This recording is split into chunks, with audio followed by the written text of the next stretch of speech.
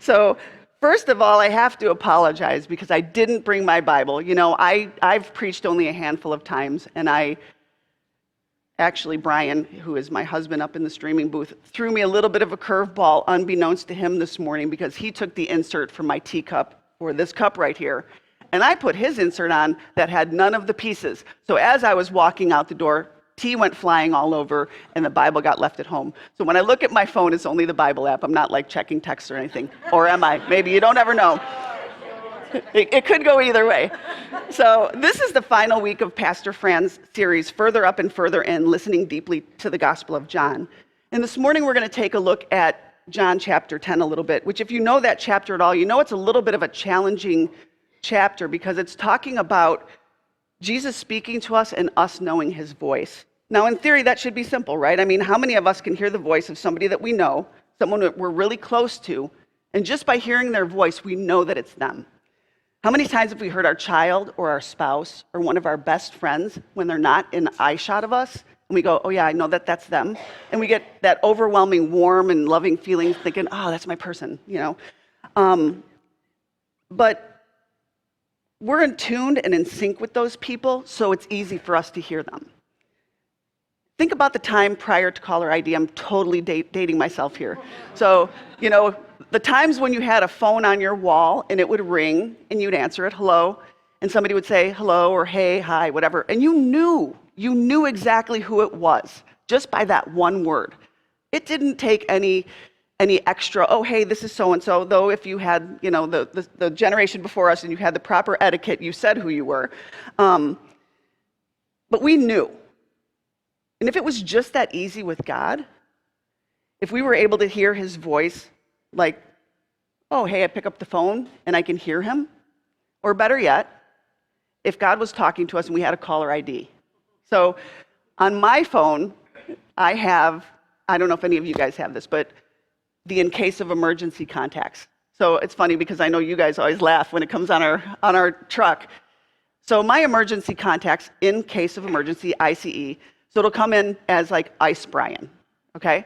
So if it was only that easy and we had like Ice Jesus, or maybe how about Ice Lord? No, I don't like that one. That kind of sounds like a Marvel villain. I'm gonna go away from that one. But what if we had like Ice Shepherd? Because there's references all throughout the Bible about the Lord being our shepherd. Now I'm gonna pull one that a lot of you probably know, one of the most well-known, Psalm 23. I want you guys to finish it. The Lord is my shepherd. There you go. So we know this. We know that the Lord's our shepherd. We can say those things.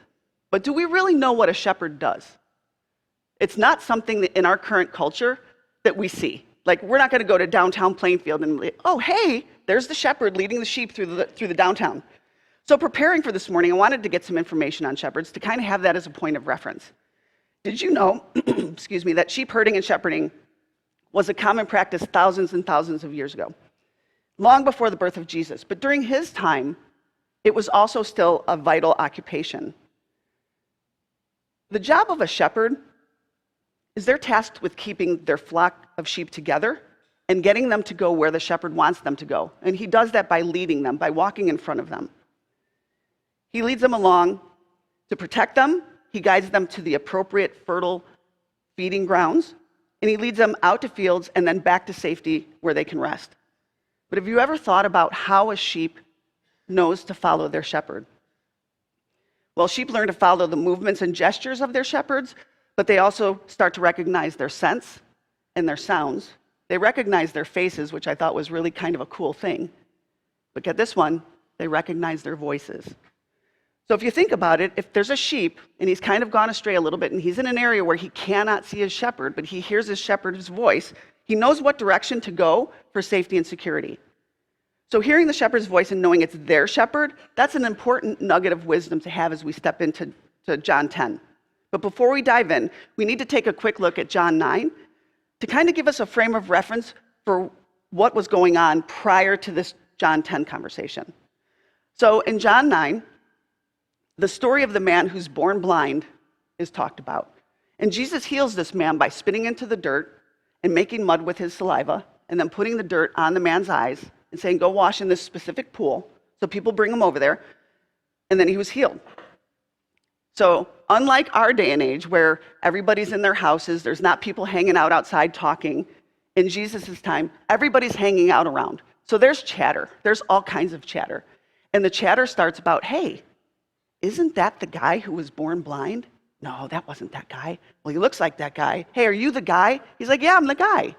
So the Pharisees, because of the chatter, catch wind of this and they bring the guy in and they say, hey, what's the deal? What happened? And he's like, well, this guy healed me. So then they bring the guy's parents in. And the guy's parents, man, talk about kind of some shady stuff happening. The guy's parents are like, you talk to him. We're not saying anything. And the reason being is because in that time, Jewish leaders would kind of kick people out of the synagogue if they acknowledged Jesus. So they're like, no, he's a grown man, talk to him. So they bring him back in, and he again says, yeah, this is the guy. Jesus did this for me. Well, of course, he goes out, and Jesus has now, because of the chatter, heard the entire conversation. So he has more of a conversation with the man, and the man ends up right then and there stopping and worshiping Jesus. So Jesus tells him that for judgment he's come into the world so the blind will see, and that those who see will become blind. Now, this is a shocker. The Pharisees hear this, because the chatter, and they want to question this comment. And as Jesus often does, he flips the script on them, and he turns it around, and he says, if they were blind, they would not be guilty of sin, but now that they claim that they can see, their guilt remains. So with this in mind, we step into John chapter 10. And I'm going to use the same First Nations version that Pastor Fran used last week. I actually gave him a hard time. I said, I was going to use that next week, and now you used it. So stepping into that, let me just remind you guys that this is the Native American version. So there's Native American names for everybody. So it starts out by saying, Creator sets free, and they're referring to Jesus, told this story to the separated ones, the Pharisees, for they were blind guides leading the tribes of wrestles with Creator, which he's referring to Israel, down a path to a bad end. I speak from my heart, Creator sets free, Jesus said to the blind tribal leaders. Thieves and outlaws do not use the gate to the sheep pen, but sneak in some other way. But the shepherd uses the gate to enter, and the gatekeeper opens the way. The sheep knows their shepherd's voice, for he calls each one of them by name, and they follow him as he leads them in and out of the sheep pen. The sheep will not follow the voice of a stranger. They will run away, for they do not recognize a stranger's voice. Because he was using a story to teach them, Creator sets free, Jesus could see that they did not understand. So he told them the meaning of the story. I speak again from my heart, he said. I am the gate for the sheep. All who put themselves before me are thieves and outlaws, false shepherds. My sheep do not listen to them. I am the gate for the sheep. The ones who enter by me will be safe and well cared for. Following the shepherd, they will go in and out and find good food to eat. Now I want you to listen again to verse 8 real quick. This is where he says, all who put themselves before me are thieves and outlaws, false shepherds. My sheep do not listen to them. Now, when I first read that, I kind of thought, man, that's harsh. What is he talking about? Is he talking about like all of the prophets? He's not. But we have to look again at chapter 9, where he's engaged with all of the nonsense with the Pharisees about how a blind man shouldn't be healed because he was healed on the Sabbath. Jesus is looking at the culture and climate in this very moment that he's stepping into. And he sees people who, in the name of God, are encouraging sedition and violent revolt against Roman rule on one hand, and they're saying that the Jews should be ruled by God alone. And on the other hand, he sees the Pharisees who are telling people to live a life that's guided by these rules and laws that only they police. Now, both of these groups are doing the things that they're doing in the name of God. And they're saying, hey, we know what God's saying, and you need to listen to us because we know and you don't know. So Jesus basically in John 10, verse 8 is saying, these people who are encouraging this overthrowing of the Roman rule by force, or these other people who want you to do this list of A, B, and C, this specific way, they are the false shepherds, and that he is the true shepherd. And he's saying these others that are speaking and what they're saying is wrong, and if you can't hear it, you're not going to be able to hear the Lord speaking to you, because you need to be able to differentiate and hear the true voice of God. Now, we haven't always known this, but it's something that's come up through this whole passage, saying this is what was going on, but this is what is true. It's kind of like the Brian Zahn quote. God is like Jesus. God has always been like Jesus, and there's never been a time when God was not like Jesus. We haven't always known this, but now we do.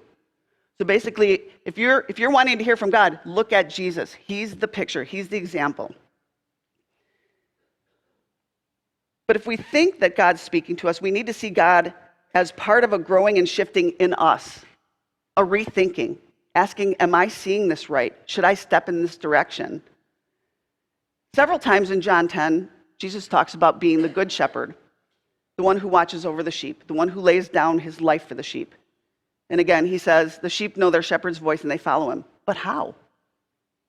How do we hear his voice to follow him? To me, that's the tricky part, isn't it? Again, if God was calling us and the caller ID said it was him and he spoke to us on the phone, we'd hear him. Or if he showed himself in the sky and in a really booming voice he talked to us, we'd hear him. Even if he whispered audibly in our ear, we'd hear him. But in my experience, that's not necessarily how we hear from the Lord or how he speaks to us. I don't know about you guys, but if I heard the Lord in one of those ways, it would make my life exponentially easier. I'd be like, all right, Lord, I got it. I'm on it. And I'd move forward to the direction that he was guiding me, the choice I needed to make, the ways I needed to grow or heal, and what he wanted me to do to serve. Or would I? Because if I was hearing from God that way, the way that we hear everything else, would that daily engagement with his voice be another voice in the multitude of voices that we hear, in the overload of noise that we hear every day? And would we start to tune it out? Maybe, could be. And it wouldn't be that we wouldn't want to hear from God, but his voice would be one of the millions of sounds that came to us and bombarded us in the ways that noise does. And sometimes those voices are trying to tell us the things, suggesting it's coming from the Lord, when really it isn't. Which again brings us to, how do we hear from him? Now, obviously, I can't know how each of you hears from the Lord, or if you do, because it's hard.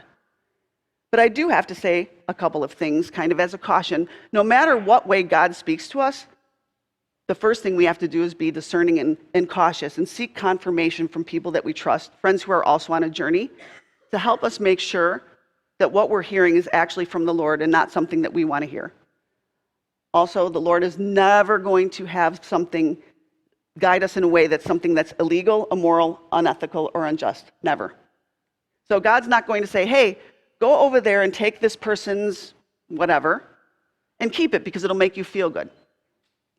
And he's not going to say, hey, step out on your spouse because you deserve to be treated better than they're treating you, and this person makes you feel good. Nope, not God things. But what he will do is help you navigate your life so you're following him and the things he's guiding you to as our shepherd. So I've had at least three really distinct, as I was thinking about this, three really distinct times when I knew God was talking to me. Two of them are specifically tied to my journey, and one is a personal situation from my family life, which I think I might have shared before, but so please bear with me if you've heard this one before. For a few years around 2014, my mom and I were estranged, and I mean completely. Like, you see all of these things all over about people saying, go no contact. That was us. There was no conversations. We didn't see each other. There was absolutely no engagement with each other.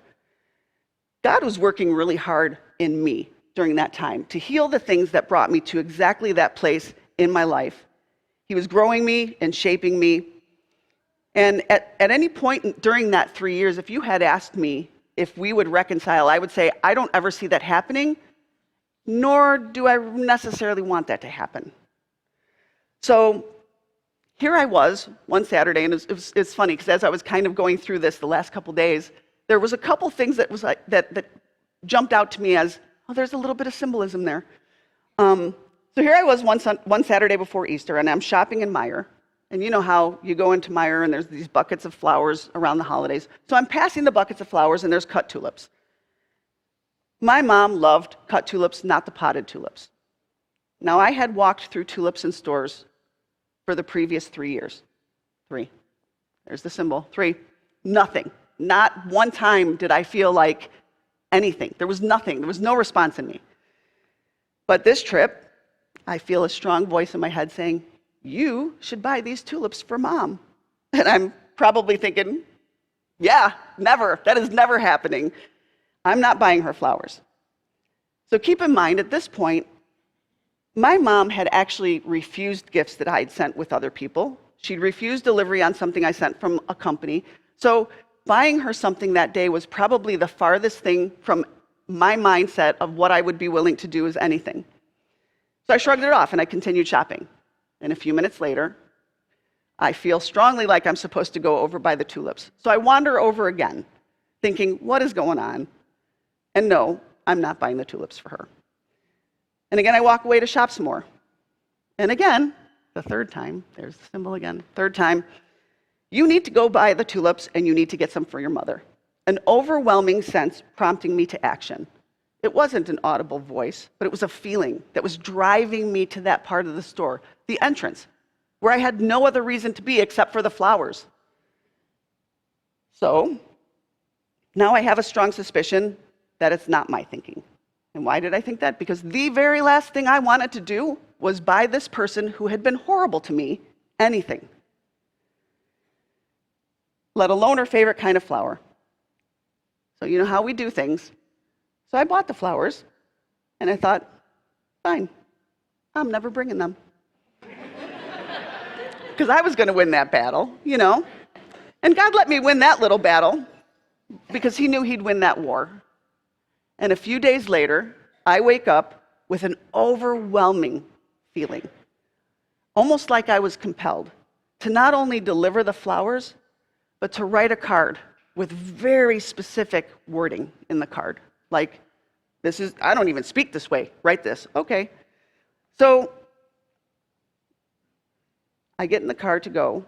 And of course, you know how this is. You know how anything that's hard for you is. I'm driving the whole way there thinking I'm going to either throw up or die. Lord, you better make this okay. So I get there and she wasn't there. I leave everything with my aunt. And the next day, I get a voicemail from her saying she received the flowers and the card and they were healing for her. And that the words were like a salve to her soul. She literally said that in her voicemail. I should have saved it because there's nothing like getting something like that.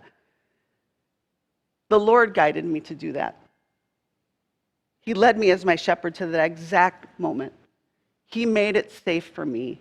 He made it safe for her when she called me. And it was the start of our relationship healing. Now, he knew what I needed. I was like, not ever happening, but he knew that's what we needed. He led me on that path. And thankfully, I listened to him. Though it would have been impossible not to, because there was no way I knew it was me. And this was risky for me personally. I was chancing yet another rejection from my mother. I was risking her literally throwing the flowers at me and slamming the door in my face, because that was something she had done previous to that.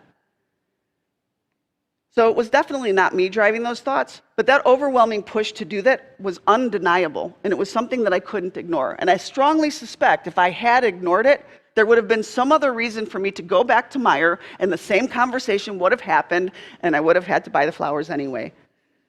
So God was talking to me, not audibly, but in my spirit and in my soul. Now, another time I had a specific I know God's talking to me moment is in 2016. So for those of you who are newer and don't know this, and I'm outing Pastor Fran and I on this one. This is a terrible thing. I shouldn't say it, but I'm going to say it anyway. So Pastor Fran and I, for years, made donuts on Saturday for Sunday service. And no, don't ask, we're not doing it again every week. It's not going to happen. But through that, he and I developed a really close friendship. And through those years of making donuts, obviously you're talking, you're having a lot of conversation. So probably in 2015, he talked about making plans for a trip to do a pastor's conference in Haiti. And it was something we talked about pretty much every week. Hey, how's the planning going? Oh, it's going good. I think I'm going to do this. There was a lot of conversation. So it was either a week before he was going to be leaving, possibly 2 weeks. It was no more than that. And we were making donuts as usual on the Saturday. Again, hey, you ready for your trip? Yep. So we talked about the conference and the plans that he and our friend Tama had for travel. But keep in mind, this is like a year of conversation, a year of planning. And even that Saturday, talking about it. Great, no problem. The next day, Sunday, Fran mentions the trip, and a weight comes down on me while I'm sitting in this very sanctuary with an overwhelming, you need to go on this trip. I literally, in my mind, said to the Lord, "You have got to be kidding. Like, what are you talking about?" So after church, I say to Fran, kind of sheepishly probably, "Hey, I think I'm supposed to go on this trip." Now he, again, we're good friends. He's probably thinking, "Quit messing with me, you know? We've talked about this for a year and you've never said anything." But he says, "Okay, if you really think that, come tomorrow night. We have a group coming to pray for the trip and for the conference, and we'll talk about it." Okay, great. As an aside, I had been to Haiti twice before and kind of had figured at this point that my trips to Haiti were done. I had no driving desire or inclination to go. So on that Monday, he walks in and he says, "So why do you want to go to Haiti?" And I said, "Well, that's the funny thing. I don't want to go. But I feel like I'm supposed to go." Well, you know how it goes with last minute travel and trying to get things booked. So he starts looking into it. And at one point he texts me and he says, "Hey, listen, I don't know if I can get you on the small plane. I'm checking into that next. Are you really sure? And I can't get you sitting with us." Okay, I said, I feel like I'm supposed to go, so yes, let's just do it. But in God's way, he sends me a nod, because not only did I get seats on all the flights, I sat with Fran and Tama every segment, both ways. So as for why he wanted me to go, that was the crazy thing. So keep in mind, at that point in my life, I had never preached. I was doing nothing remotely close to anything that would qualify me as someone who should be attending a pastor's conference. Nothing. But each day of the conference, we'd all be praying for the attendees before and then at lunch. And each day, there were specific things that the Lord would speak into me, and then I would process those with Tama. And each time, the Lord would have spoken the same exact thing to her about that same exact person. So then Fran and Tama and I would at some point have a conversation, and then they would speak with these people, and they would process those things, and they would pray. And each and every time, it was something that that specific person was going through that they needed to hear, or something that needed to be spoken into that person. So God told me to go on that trip, and then he used me in the way that he wanted me to serve. He didn't speak into my ear. He didn't shout so I could hear him. He spoke into my soul. And again, things that I would have not thought myself, and things that were confirmed by other people who were on a journey, who had God speak the same things into them during that trip. So it was a confirmation for me that it wasn't me, it was him. And confirmation that I was supposed to be useful on that trip at the last moment, after a year of never feeling like I was supposed to go. Now, my third example I'm going to share is also kind of funny when I think back on it. So for a number of years, I was really involved with the organization New Life for Haiti, which Pastor Fran referenced a couple weeks ago. And at one point, I was doing like a lot of the U.S. side of things logistically, and was really busy with that because we were an all-volunteer organization. But at a point, I felt like the Lord was saying, "Leslie, you need to do less with New Life for Haiti and more with LifeSpring." Now, at that point, I was really burned out because I was doing a ton with that and then working a full-time job. So I'm thinking, yeah, I'm probably just burned out. I'm just going to kind of set that aside and I'll think about it later. Well, a while later, the Lord says again, "You should be doing more with LifeSpring and less with New Life for Haiti." Okay. And this continued for about a year because I'm not really quick on the uptake when the Lord's talking to me. And of course, all this time I'm thinking, what exactly would that be anyway? It's just got to be me being burned out. So then one day, Fran and I are having a text conversation, and I sheepishly type out, "Hey, I kind of feel like I'm supposed to do less with New Life for Haiti and more with LifeSpring." And then I wait, because you know how texts work. They don't usually respond immediately, even though you're like, "Please respond immediately. Don't leave me hanging here." So I'm not confident in my discernment, and I'm wondering if I'm going to come across as a complete lunatic when he reads this. But he types back, "I've been having the same sense." Wait, what? You've been having the same sense? Okay, so confirmation that for the past year of me hearing this, it's got to be the Lord. It's not me. The Lord spoke into me the things that took me through that shift into doing more with LifeSpring And then he continued to speak things into me that have helped me be slightly more aware of his voice, especially when it's things that cause me to step out of my comfort zone, like preaching, and into things that are more pastoral. Because these have been things that not only did I never envision myself doing, if you had asked me at one point prior to all this, I would have explicitly said, nah, I'm never going to do that.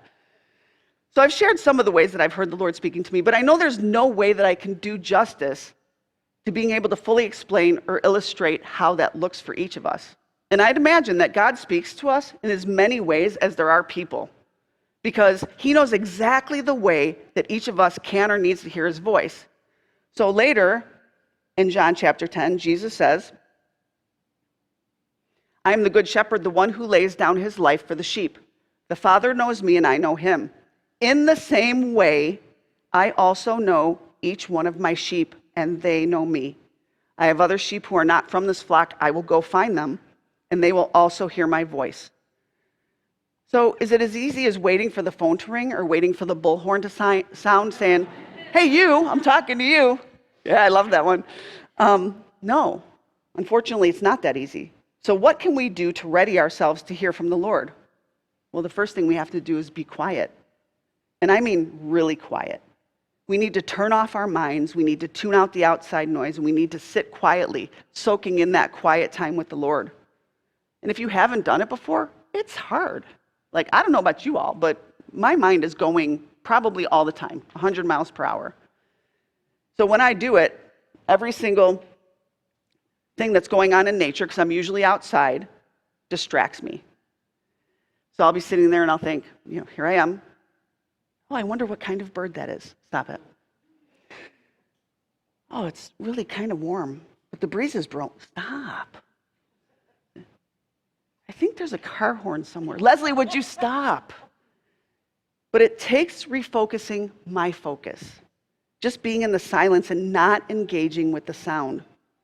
The sounds that are around me that are trying to intrude on my thoughts. And in that quiet time, we need to actually listen, not talk. God knows our thoughts. It might be, I think. Is it this? If it's it, I'd answer it. So in that time, we need to listen, not talk. God knows our thoughts before we even have them. So if we're trying to listen to his voice, we can't be telling him all of the things that we think he needs to know. Everything we're compelled to tell him.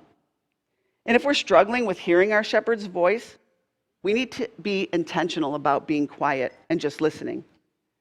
So as a teacher, I talk all day long. Being quiet's impossible at work.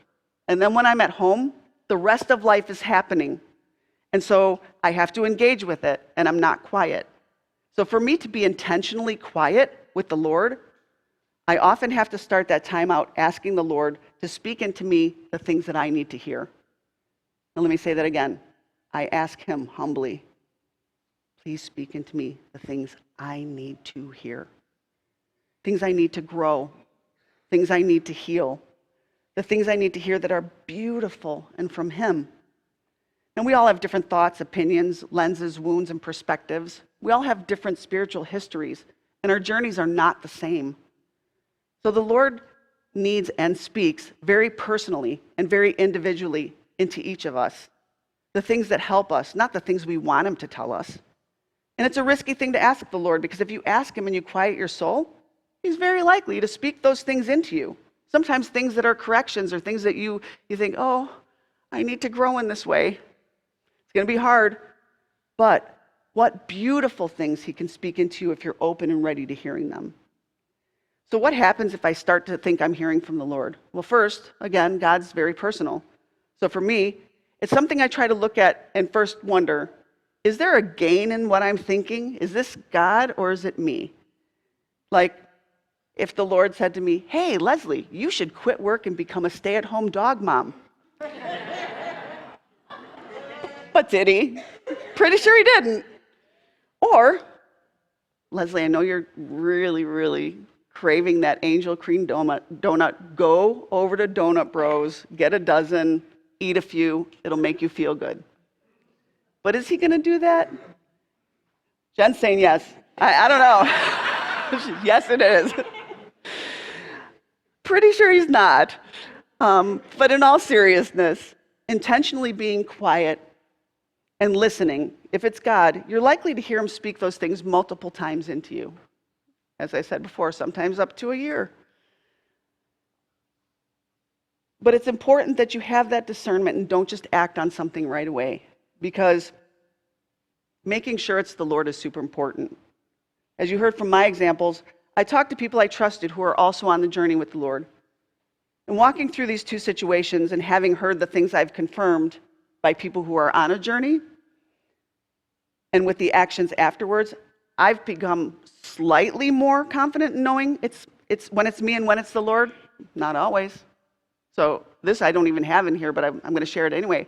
Last year, I was looking at my job situation, and I was pretty sure the Lord said, hey, you should move and take a different position.